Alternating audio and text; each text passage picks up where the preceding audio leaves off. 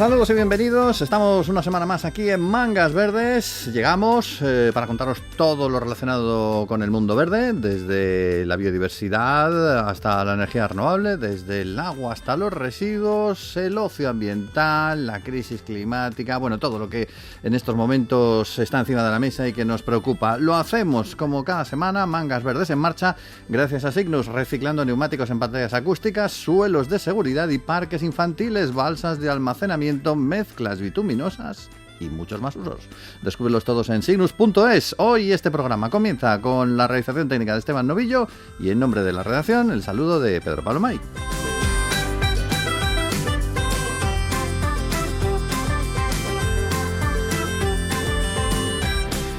Hemos hablado muchas veces en nuestro programa de las energías renovables, de dónde salen, cómo salen, cuál es la mejor manera de utilizarlas, y hay un apunte especial en relación con todo ello que no es tanto cómo se genera esa energía, sino cómo evitar perderla, cómo evitar despilfarrarla, cómo evitar gastarla a lo tonto, por así decir.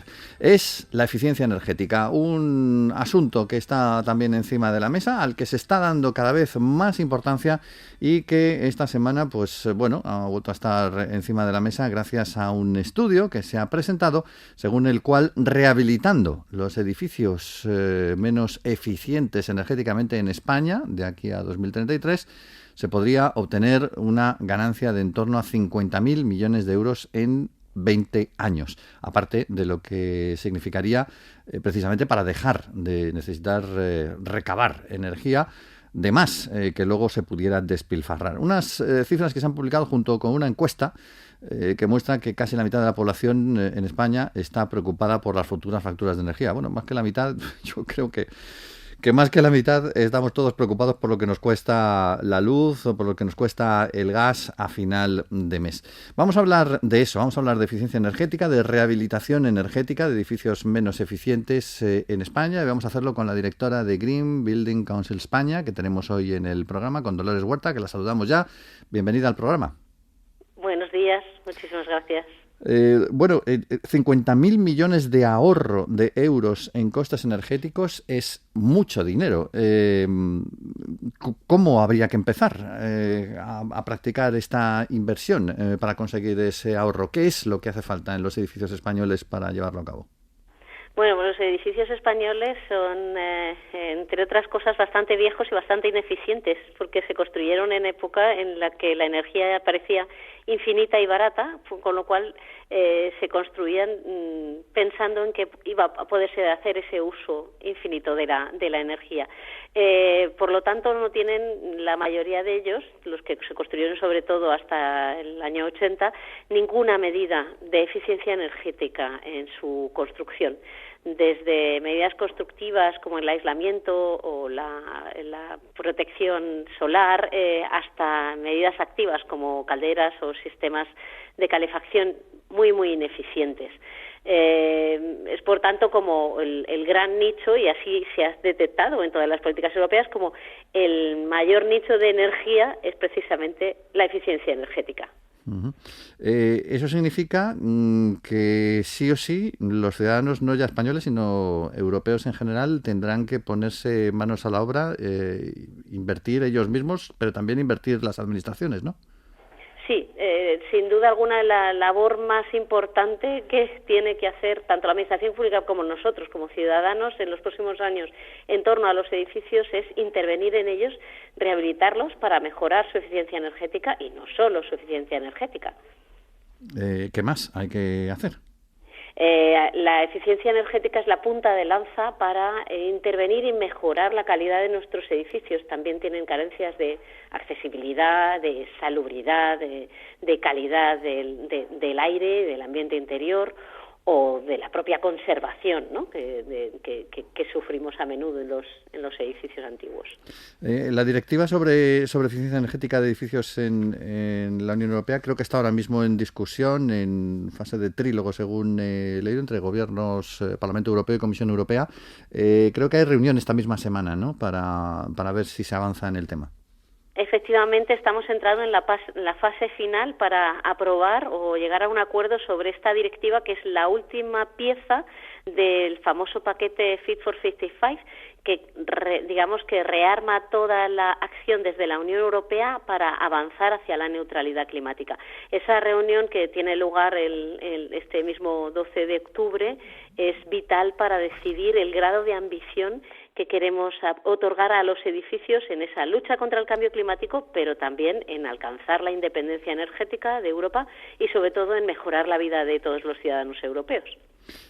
¿Hay ahora mismo sobre la mesa alguna medida que veáis que ya está lista para ser aprobada? Porque imagino que habrá cosas en las que se ha avanzado y cosas más complicadas. Siempre en las negociaciones pasa esto. Hay una parte que más o menos se llega a un acuerdo rápido, pero luego hay otras que están más tensas. Bueno, la mayoría es una directiva muy técnica. Hay que tener en cuenta que es una directiva que se basa mucho en cambiar el comportamiento técnico y está hecha de muchas herramientitas técnicas, y la mayoría de ellas tienen ya un acuerdo bastante amplio y bastante transformador del mercado, por otro lado.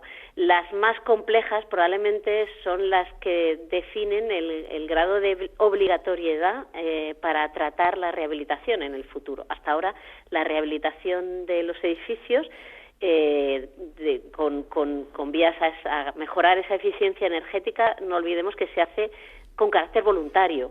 Y ese carácter voluntario hace pues que cada cual lo haga según le conviene o no le conviene, según reciba o no más incentivos o ayudas por parte de la administración pública, o sencillamente porque le coincide con otras obras. Y ese ritmo se ha demostrado muy lento, excesivamente lento. No vamos a llegar con esa voluntariedad, digamos, a los objetivos que nos hemos marcado de neutralidad climática, de independencia energética, y ahí está probablemente la medida más difícil que tomar, no solamente técnica, también política, de aumentar el grado de ambición.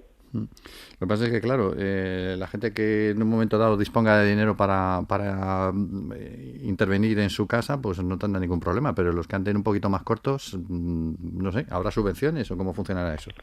Ahora mismo hay un programa amplísimo de subvenciones y ayudas, y desde luego lo que hay que hacer es facilitar, digamos, o poner encima de la mesa todas aquellas herramientas que faciliten a los sectores de la población más vulnerables que puedan acometer esa rehabilitación sin caer en una pobreza energética mayor de la que ya están, ¿no? Porque muchos de ellos ni siquiera les alcanza para pagar la calefacción, claro, o la climatización, precisamente por la escalada de precios de la energía, ¿no? El paquete de la directiva incluye también mecanismos financieros que van a facilitar una financiación a medida de cada tipo de usuario. Y insistimos en eso porque parece que es una normativa que va contra los más vulnerables y, al contrario, va dirigida o pensada a actuar precisamente en los edificios con una peor eficiencia energética, que normalmente son los que están habitados por personas más vulnerables o con menos recursos. ¿Existe algún tipo de estudio sobre cuáles son las comunidades autónomas españolas que tienen más necesidad de esa rehabilitación, o es un tema general?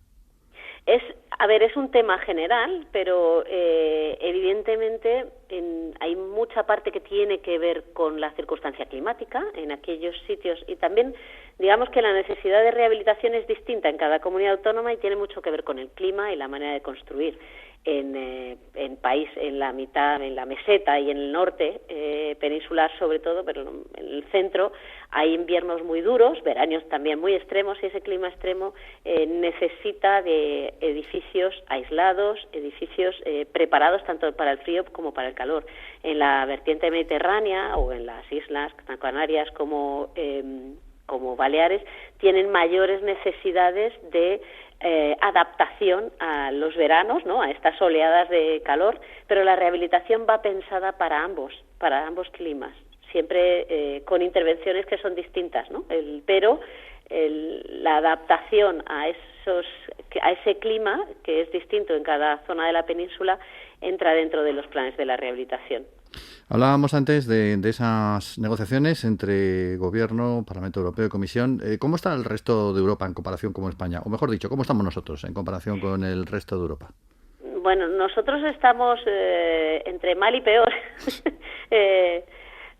Sobre todo por el ritmo de rehabilitación que llevamos, que es siempre muy, muy lento. Aquí en España nos dan muchísima pereza las obras y la gente tiene un sentido de que cuando compra su vivienda ya tiene hecha la inversión de su vida y jamás va a tocar nada más que no sea renovar un baño, una cocina, y sin embargo hay deberes de conservación, ¿no? En los deberes de conservación de la edificación, desafortunadamente, porque esas normativas vienen de otros tiempos, no está el de la eficiencia energética, pero en un momento dado debería como incorporarse. Nuestros edificios son probablemente nuestro mayor patrimonio y conservar ese patrimonio y ponerlo al día de hoy a las necesidades de nuestra sociedad debería ser parte de la obligación, de esa obligación de conservación. Es como una tarea que tenemos olvidada. En el resto de Europa, pues los ratios de rehabilitación han sido mucho más rápidos tradicionalmente, también por un clima más riguroso.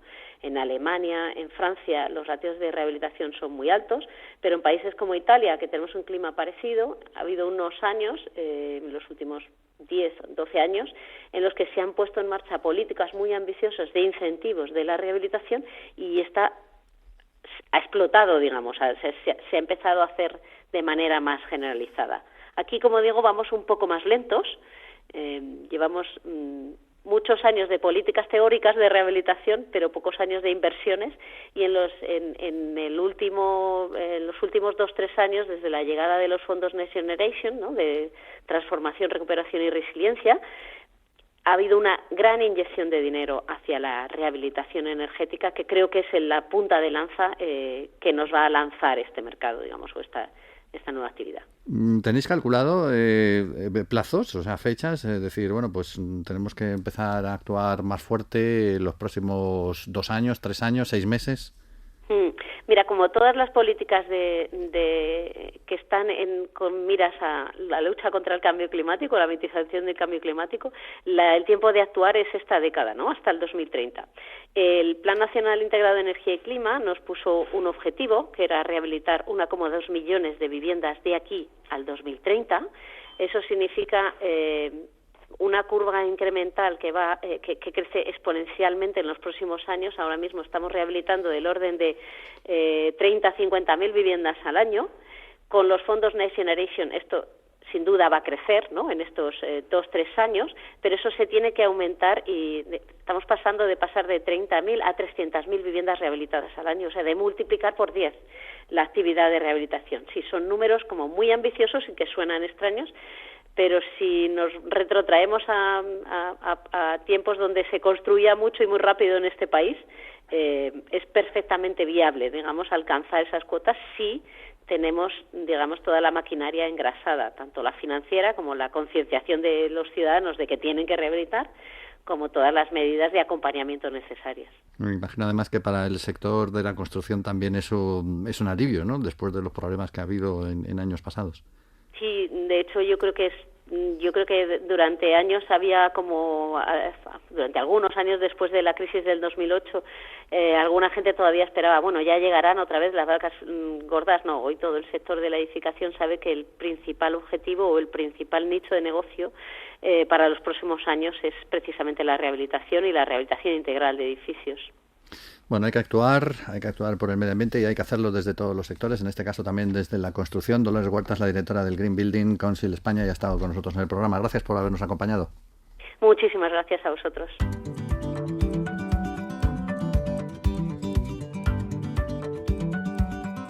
Mangas Verdes, no te detengas.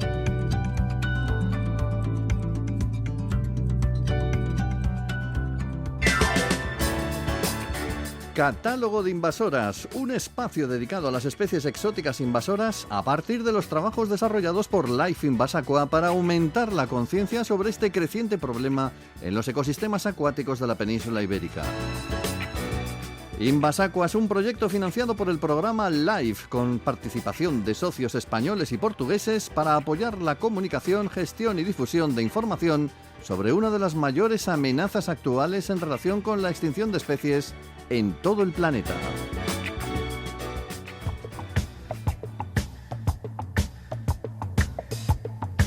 Pues hoy nos referimos a un viejo conocido en esta sección, el mejillón cebra. Técnicos de la Confederación Hidrográfica del Segura han detectado por primera vez ejemplares de esta especie exótica invasora en el embalse de La Pedrera, en la comarca alicantina de la Vega Baja. La detección se producía dentro de la campaña específica de control de larvas y adultos de mejillón cebra que llevan a cabo los embalses relacionados con la infraestructura del trasvase Tajo Segura por parte del área de calidad de aguas de este organismo de Cuenca. En las tareas de control, los técnicos recogen muestras de los embalses de la zona. Talave, Camarillas, el Azud de Ojós, Crevillente y también La Pedrera, situados en las provincias de Albacete, Murcia y Alicante. La campaña se desarrolla desde los meses de agosto a octubre, coincide con el periodo de máxima reproducción de esta especie. Y ahí lo tienes, los técnicos han encontrado los primeros ejemplares de mejillón cebra en el embalse de La Pedrera, una situación que se suma a otros embalses que están ya afectados. Al mismo tiempo, el organismo de Cuenca ha diseñado la campaña específica de divulgación sobre esta especie invasora bajo el lema Alerta, mejillón cebra, que no se te pegue, con la finalidad de concienciar de que cualquier persona puede ser vector involuntario de contaminación de las aguas. Imagínate que vas ahí con tu barquito de pesca, ¡pum!, se te pega el mejillón y lo vas llevando de un lado para otro. Bueno, se trata de animar a todos los usuarios de las aguas, especialmente los que desarrollen alguna actividad en los embalses de la cuenca, a que revisen y limpien bien cualquier utensilio que haya entrado en contacto con las aguas. Recordamos que el mejillón cebra es una de las especies exóticas invasoras de aguas continentales que más impacta a nivel ecológico y económico en las cuencas en las que aparece. En 2019, pues teníamos las primeras larvas de esta especie en el embalse de Camarillas, en el río Mundo, Albacete, y en solo 3 años los primeros adultos de mejillón cebra afloraron en ese mismo embalse y en el cercano de Talave. Este año han sido detectados también los primeros adultos de la especie en el embalse de Crevillente, donde su aparición en apenas un año en la Vega Baja ha superado cualquier escenario teórico de su expansión. Van ahí, pum, pum, pum, se desarrollan y en cuanto menos te lo esperas ya lo han colonizado todo. Los 3 embalses ya afectados llevan a cabo en este momento descensos controlados de la cota de agua conforme al plan de choque contra el mejillón cebra 22-23 aprobado por el organismo de Cuenca. Se trata de intentar sacarlo a flote, de secarlo para que pierda el agua, se deshidrate y fallezca, y bueno, intentar por lo menos, si no es posible eliminarlo, por lo menos controlarlo. El mejillón cebra, que lo tenemos ya hasta Alicante, ha llegado. Invasacua está financiado por el programa LIFE de la Unión Europea y coordinado por la Universidad de Murcia. Cuenta con la participación de la Unión Internacional para la Conservación de la Naturaleza, el Museo de Ciencias Naturales CSIC, la Sociedad Ibérica de Ictiología, las Universidades de Santiago de Compostela, Navarra y Évora, la Asociación Portuguesa de Educación Ambiental y EFE-Verde de la agencia EFE. Tengo que ir al taller a cambiar los neumáticos, pero no sé qué hacer con mis viejos neumáticos usados. De eso se encarga Signus. Retira gratuitamente todos los neumáticos usados del taller. Los clasifica y los recicla para convertirlos en carreteras más silenciosas y duraderas, suelos para parques infantiles o pistas deportivas. Signus, dando valor al neumático fuera de uso. Síguenos en redes sociales.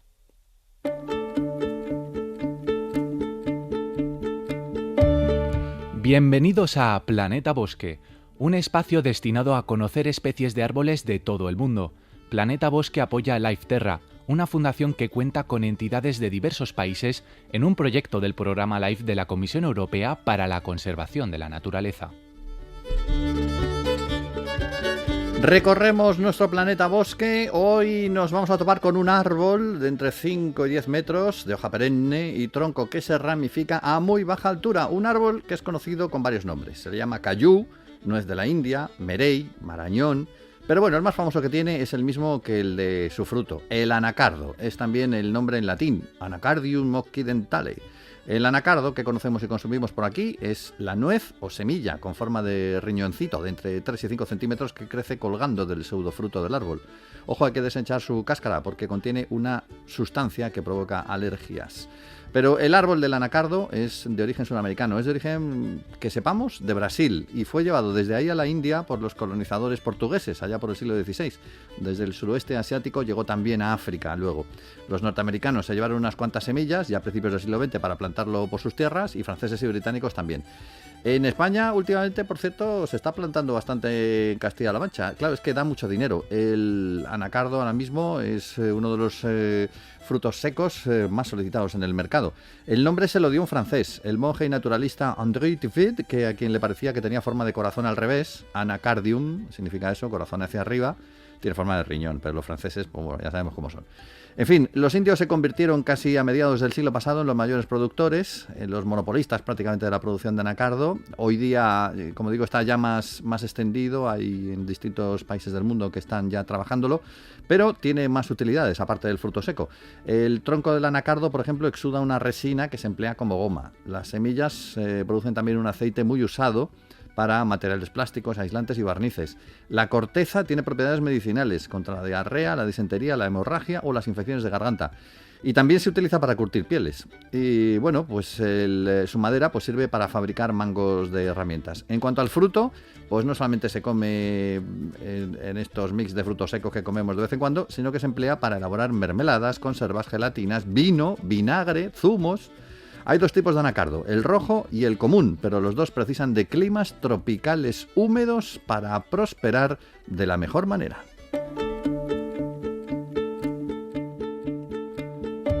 Plantar, geolocalizar, educar, crear comunidad. Si quieres hacer algo eficaz en favor del medio ambiente, súmate al Lifeterra, uno de los proyectos más importantes diseñado en la Unión Europea para reforestar nuestro continente. Aprende más en www.lifeterra.eu.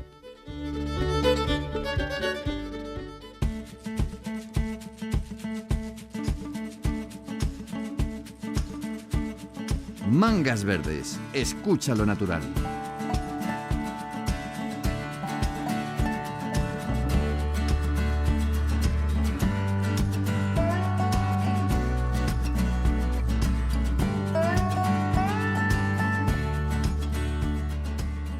Y estamos de aniversario porque el Colegio Oficial de Ingenieros de Montes acaba de celebrar este mes, el pasado día de San Francisco de Asís, el 4 de octubre, los 175 años de la creación en España de la ingeniería de montes. Una profesión que tiene mucho que ver con los asuntos de los que hablamos en este programa, con la conservación de la naturaleza y con su cuidado de la mejor manera posible, la concienciación también de la población. Hoy hablamos con Eduardo Rojas Briales, que es decano de este Colegio Oficial de Ingenieros de Montes y que está con nosotros en el programa. Eduardo, saludos. Buenos días.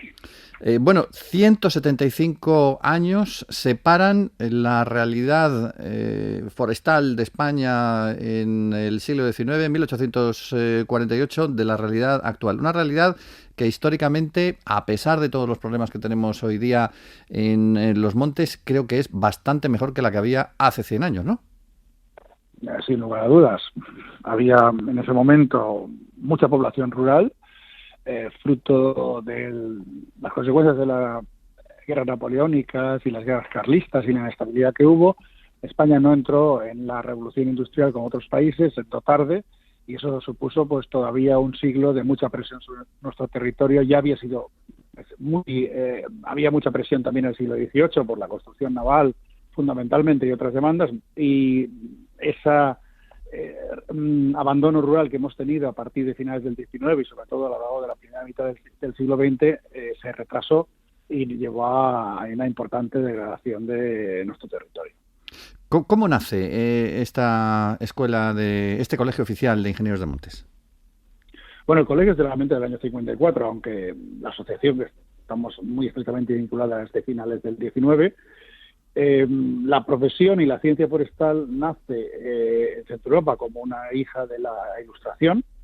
Realmente a lo largo del siglo XVIII se va produciendo primero el principio de sostenibilidad definido por Karlovich como Nachhaltigkeit en alemán o Durabilité en francés, y a partir de ese principio empiezan una serie de especialistas a derivar toda cómo lo hacemos operativo. Hay que tener en cuenta que en el bosque la renta del capital es lo mismo, cosa que en la agricultura no es el caso. Una cosa es la tierra, otra cosa es el fruto, pues el trigo, las patatas y demás.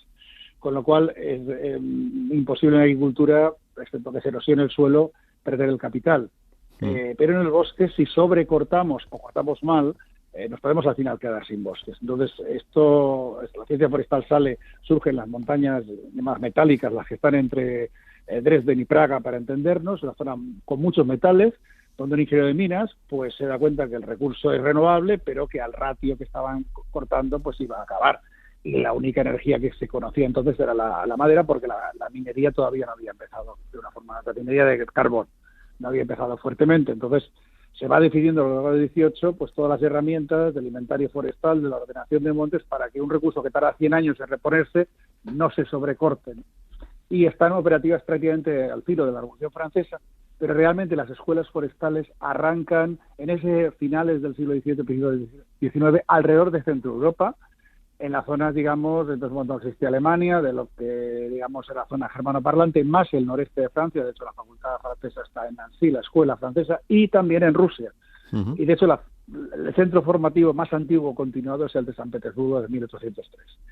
Y de ahí se expande esa ciencia a lo largo de todo el continente, y en el caso español, Isabel II beca a propuesta del embajador en Dresden, en Sajonia, español allí, beca a 10 jóvenes españoles a estudiar esa carrera en la escuela de Tarant, que era la más prestigiosa y de las primeras de Alemania, bueno, realmente de Sajonia, no había Alemania en ese momento, y ahí se expande la ciencia forestal, que luego deviene con su principio de sostenibilidad, sobre todo si usamos el alemán o el francés, en lo que sería el moderno principio de sostenibilidad.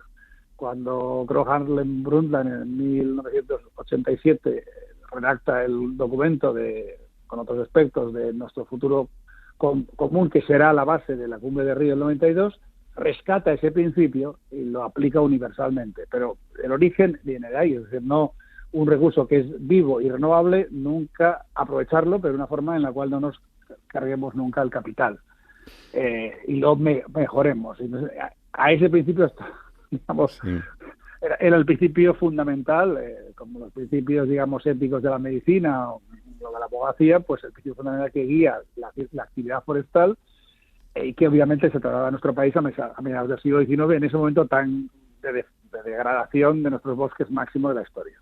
De esos 10 primeros becarios a todas las actuales generaciones de ingenieros, ¿cómo andamos en este momento de profesionales? ¿Hay suficientes? ¿Es una carrera muy solicitada, poco solicitada? Bueno, ha sido una carrera que históricamente, hasta hace unos 40 años, estaba muy vinculada a la administración. El 90%, 80% de los profesionales trabajaban en la administración forestal, en España y en muchos otros países europeos exactamente igual. Y eso ha ido cambiando. Ha aparecido también, obviamente, las administraciones autonómicas, que son las sustantivas en competencias. Luego también la administración local aparece, empresas públicas. Y hoy en día el perfil está mucho más diversificado. También hay muchos compañeros en la industria, empresas de servicio, en múltiples lugares, ¿no?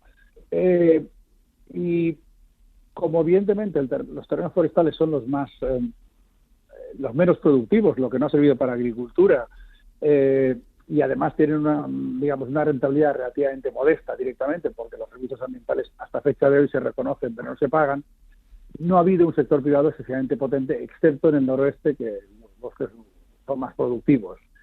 Y esto pues ha generado no un interés excesivo de las generaciones jóvenes, con todas las excepciones, pero sí notamos en los últimos 5 años, todas cuestiones de bioeconomía, especialmente del uso de la madera en la construcción, como biomasa para energía y otros usos, que está habiendo un cambio potente. También por otras razones de temas de infraestructuras verdes en las zonas próximas a las ciudades, donde también básicamente el anillo verde Vitoria, que le da tanto protagonismo, pues lo diseñó y lo ha implementado ingenieros de montes. Uh-huh. Con lo cual está habiendo un cambio muy rápido que ha llevado a que la demanda y la oferta estuviesen más o menos equilibradas, pero en un volumen relativamente modesto de personas, donde salían 100 titulados cada año a nivel máster y 200, 300 a nivel graduados. Ahora, estos 5 o 6 años, ha habido un calentamiento de demanda enorme, también en otras ingenierías, y no hay una aportación de las universidades porque tiene un decalaje temporal. Sí que notamos que en los últimos 2 años, yo trabajo en la universidad, lo veo, hace 2 años que hay una mayor matriculación, pero esto tardará un cierto tiempo hasta que lleguen al mercado, ¿no? También se junta que la administración forestal, que sigue siendo la fuente principal de trabajo autonómica de las 17 autonomías, contrató mucha gente en el momento del comienzo de las autonomías, y estas personas están jubilando en este momento. Y también hubo años que no hubo plazas. Entonces esto también ha generado un efecto succión muy potente. ¿Cómo celebráis estos 175 años? Creo que hay diversas actividades en las comunidades autónomas, ¿no? Sí, exacto. Ha habido un acto en la Escuela de Montes de Madrid, que es la más antigua, que es la que realmente hereda el arranque del año 48 en el Castillo Vicioso de Odón, luego se traslada unas décadas después al Escorial y desde el año 1918 está en Madrid en varias sedes hasta que el año 45 fue a la que está actualmente ubicado en el campus de la Politécnica de Madrid, que es conjunto con la Complutense en toda la zona de Ciudad Universitaria.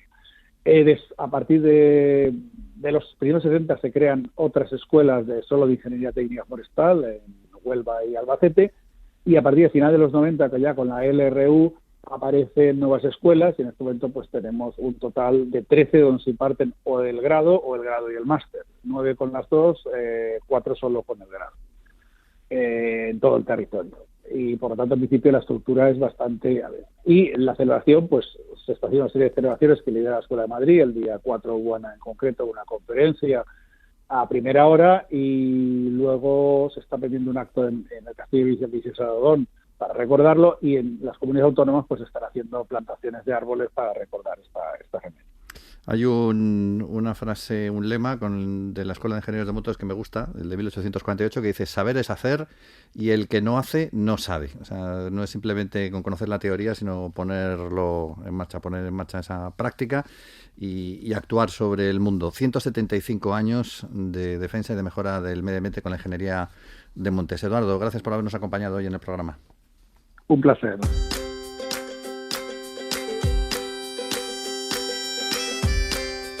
Nos vamos, y hoy lo hacemos desde el mismo corazón de los picos de Europa, desde Bulnes, en Asturias, otro de los pueblos que tenemos que visitar sí o sí. Hablamos de una parroquia del concejo asturiano de Cabrales, que está dividido en dos barrios, mira como en los chistes: Bulnes de arriba, o el castillo, y Bulnes de abajo, o la villa. La ganadería y específicamente el queso de Cabrales han sido los medios de vida tradicionales de sus habitantes, pero a día de hoy su riqueza natural le ha convertido en un centro turístico, montañero y alpinista muy importante. Por su localización en los picos de Europa hay que llegar allí vía sendero, montaña arriba, unas 2 horas caminando, o vía funicular, que parte desde Poncebos, tarda 7 minutos, tiene menos gracia, pero bueno, vas por el aire. No hay coches porque no hay acceso para coches, estupendo. Y en este caso no hay grandes monumentos ni construcciones históricas, pero hay algo mejor, una conexión directa con la tranquilidad, con la naturaleza, un sitio para perderse lejos del universo mundo. Bulnes, un lugar imprescindible para los senderistas, montañeros. A 4 o 5 horas de a pie de allí encontramos, por ejemplo, el Pico Urriellu, que es más conocido como el Naranjo de Bulnes, la cima del macizo montañoso. No te vayas de allí sin probar los embutidos de los picos y las faves, todo ello regado con sidra asturiana, y de postre, por supuesto, queso de Cabrales. Mangas Verdes, en marcha gracias a Signus, utilizando materiales reciclados del neumático en lugar de recursos naturales. Descúbrelo en signus.es. Descubre este programa, Mangas Verdes, que hoy ha contado con la realización técnica de Esteban Novillo. En nombre del equipo de la plataforma medioambiental de la Agencia EFE os habló Pedro Palomay. Feliz y verde semana.